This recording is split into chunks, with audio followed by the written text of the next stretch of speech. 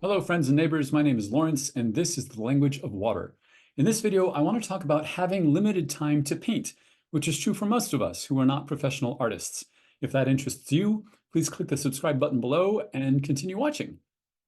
I have a regular day job, and it is both demanding and exhausting.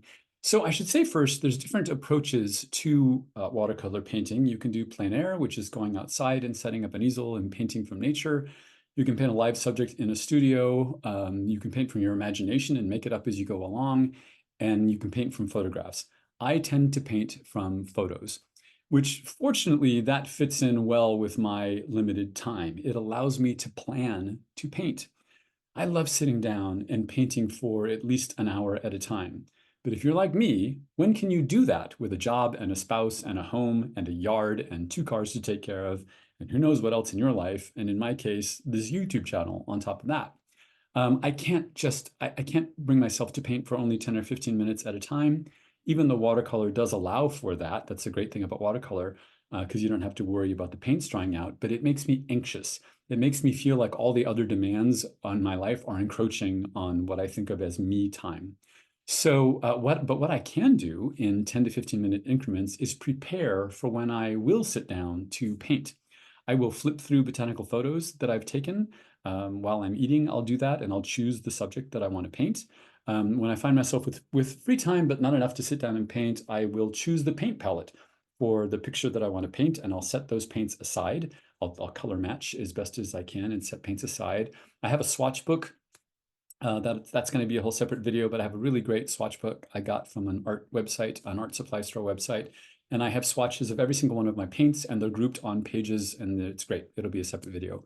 During another period of short, free amount of time, I will trace or sketch or both my subject onto hot press paper. That's usually what I paint on because it's so smooth, and that's good for the detail that you find in botanicals. And I make sure that the lines are not too light or too dark.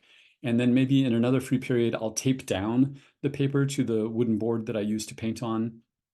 And I'll get the paints that I've set aside and I'll fill the water bowls and I'll just get everything ready so that all of this is done so that when I have time to paint, I can actually just sit down and start painting because everything else is already done.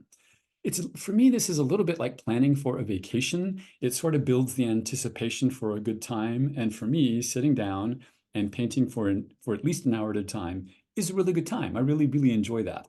It's very gratifying for me. So I schedule time to paint the way I schedule lunch or dinner dates with friends. It is possible to be an extremely busy person and have time to paint. It doesn't happen by itself. You have to plan it. So I'm curious if you could comment below how many of you find yourself trading something you used to do for now what you're doing is painting. Like you used to be in a choir or you used to go golfing or play, pickleball, and now you're painting. For me, it's choir. I have this choir obligation coming up, and I really have to decide, like, do I want to do that or do I want to paint? If you're a busy person, it's a trade-off. There are trade-offs. So I'm curious if you could please comment below. What have you traded, if anything, traded one thing for another so that you have time to paint? I think that's all for this video. I hope you liked the time lapse. I'll do more of those if people like them. And thanks for watching.